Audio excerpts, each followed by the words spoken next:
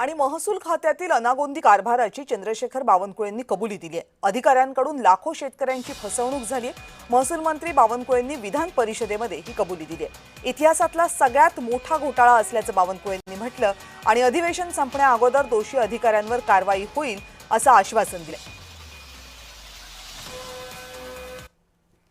म्हणजे तुमची जमीनच काढून टाकली, त्यांच्या नावाने करून टाकली।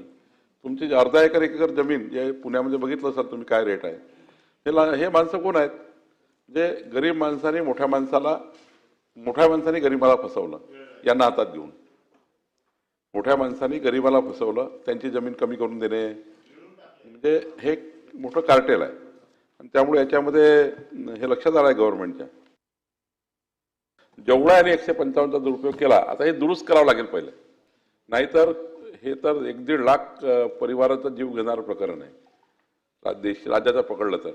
मला असं वाटतं या प्रकरणामध्ये मी आपल्याला आश्वस्त करतो की पुढच्या 7 दिवसामध्ये हे जे अतिगंभीर हे पहिलं प्रकरण, नंतर पुढच्या 3 महिन्यात पुढच्या अधिवेशनात महाराष्ट्राचं संपूर्ण चित्र या सभागृहामध्ये दिसेल।